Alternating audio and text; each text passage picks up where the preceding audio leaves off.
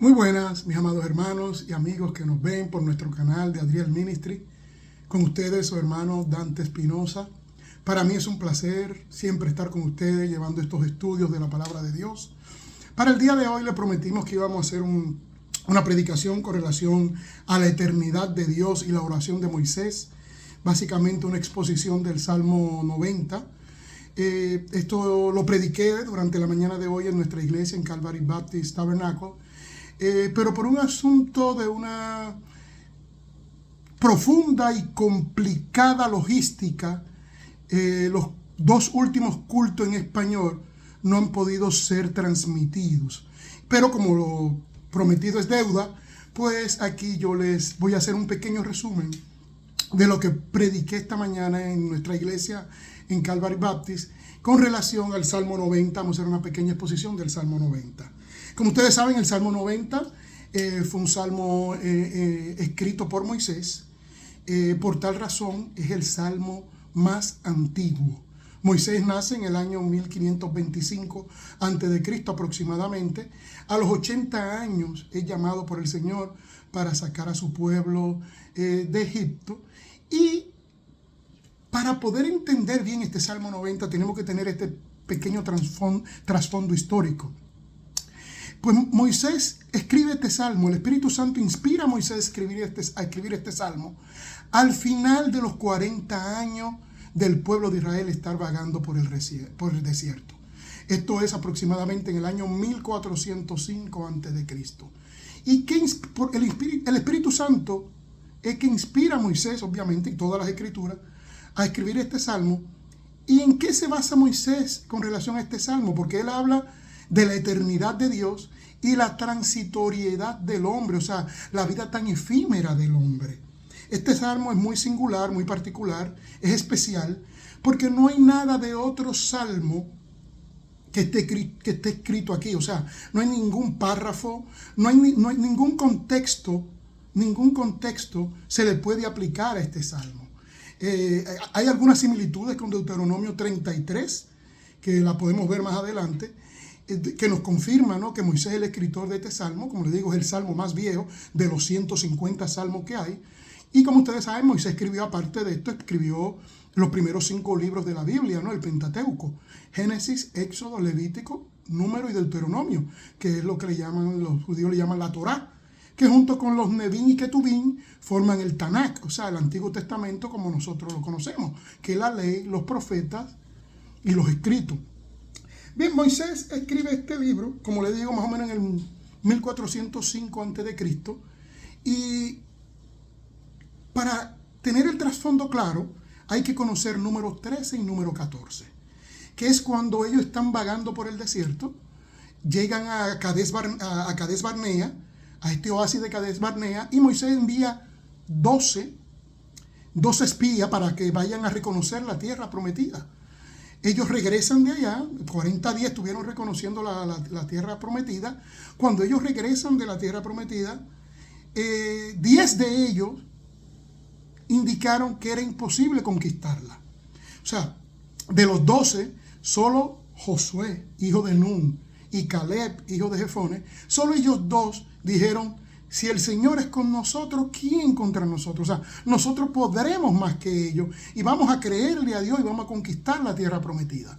Pero los otros 10 indicaron: no, ellos son mucho más fuertes que nosotros, son militarmente más fuertes. Allí vimos a los hijos de Anak, que son gigantes, y no vamos a poder con ellos. ¿Y qué pasa, mis hermanos? Como siempre, generalmente, el pueblo se llevó por la mayoría. Que siempre tenemos que llevarnos por nuestro Dios y por la palabra de Dios, no por la mayoría. Generalmente y en muchas ocasiones la mayoría está equivocada, y quien no está equivocado es el Señor. Había que creerle a Dios. ¿Y qué pasó, mis amados hermanos? Pues el pueblo en su mayoría siguió los pasos de estos 10 malos espías y no oyeron el consejo de Josué y de Caleb.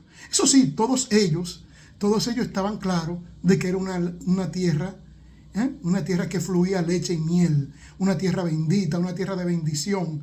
Así como nosotros, hermanos, somos benditos, somos bendecidos en el Señor, y cuando le obedecemos, pues Dios también nos bendice, hermano, con esta bendición igual que la leche y la miel que estaba tratando de bendecir al pueblo judío en ese momento.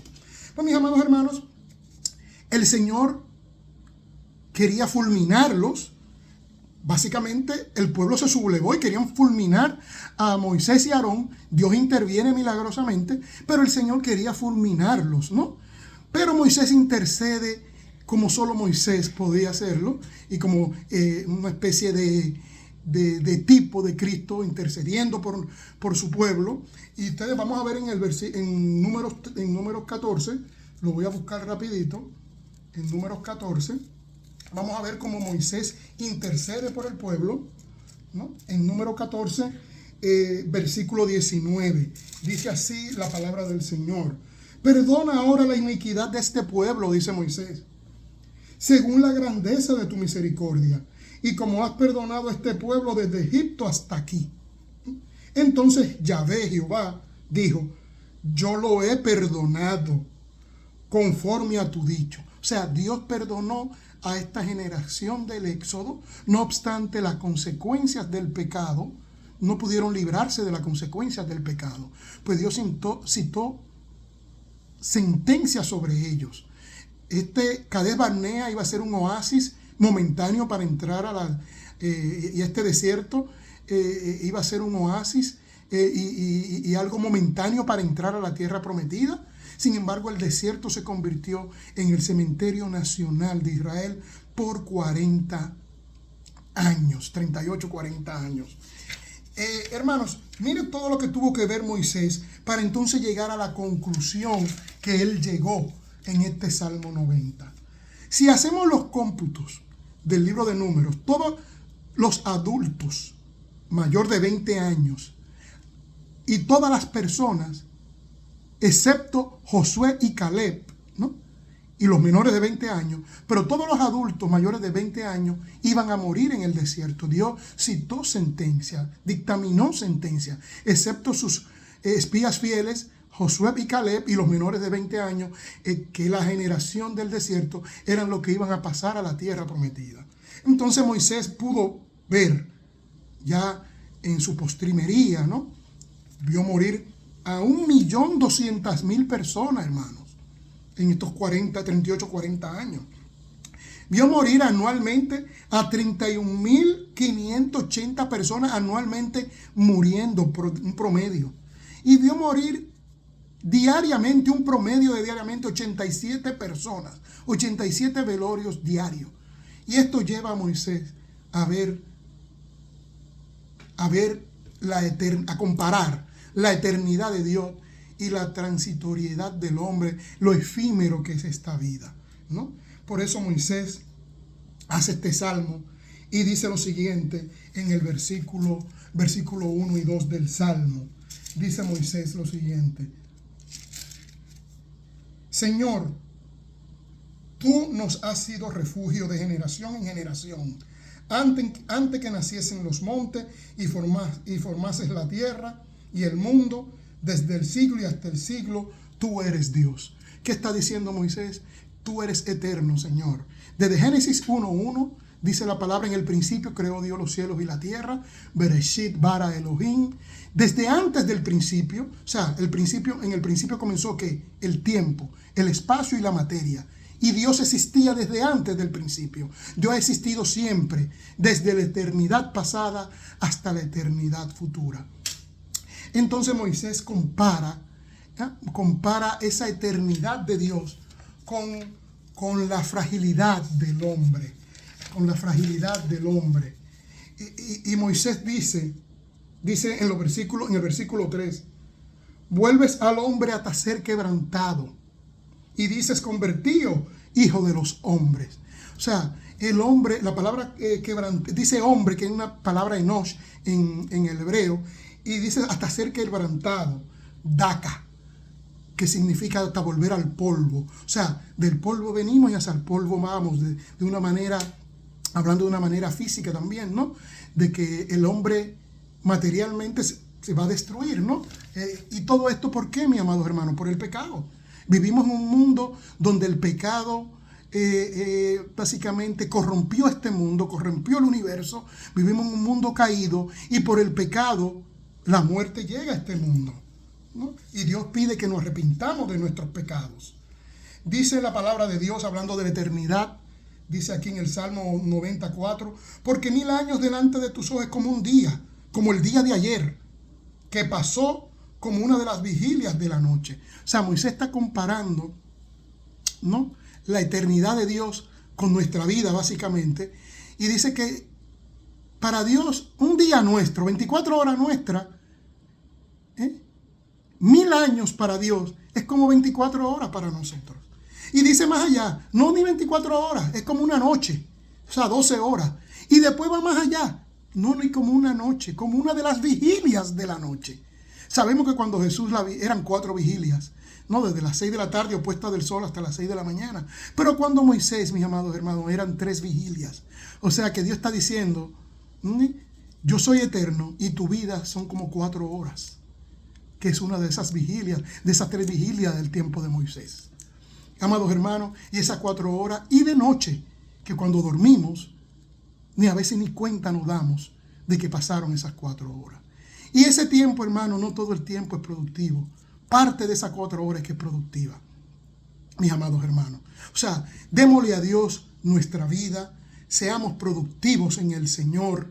Mira cómo dice la palabra más adelante, mis amados hermanos, sabiendo ya nuestra fragilidad, nuestra transitoriedad, nuestra vida tan efímera por el pecado, ¿no? Porque el pecado entró al mundo por un hombre y por el pecado a la muerte. Y por cuanto todos pecaron, todos estamos destituidos de la gloria de Dios, ¿no? Y como el pecado entró al mundo, mis amados hermanos, Moisés nos está diciendo nuestra vida es frágil, nuestra vida es corta.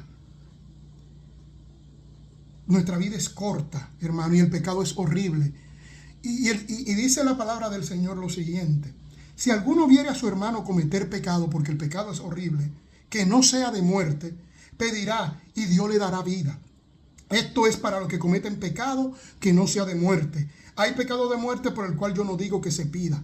Cuando dice si alguno ve a su hermano, está diciendo que es cristiano, es una persona nacida de nuevo, pero puede cometer pecado de muerte. No habla de muerte física. Cuando usted conoce a Dios como conocía el pueblo de Israel en este momento, que Dios había hecho maravillas en ellos, sacándolo de Egipto. Cuando usted está con el Señor y usted comete algún tipo de pecado, por decir alguna idolatría, apostasía, muchas veces esos son pecados de muerte, que el apóstol Juan dice que él no pide que se pida por ese tipo de pecado. Pero el pecado, hermano, es la ruina y la miseria del alma. El pecado es la ruina y la miseria del alma, mis amados hermanos. Dice la palabra del Señor aquí en este salmo, dice que nos ayude a ver el pecado de tal manera que esto traiga sabiduría a nuestras vidas. Se lo voy a leer rapidito. Dice, enséñanos de tal modo a contar nuestros días que traigamos al corazón sabiduría. O sea, enséñanos, Señor, a ver de que somos frágiles, de que el pecado es horrible, y ayúdanos a vivir para ti. Y danos sabiduría, arte para vivir.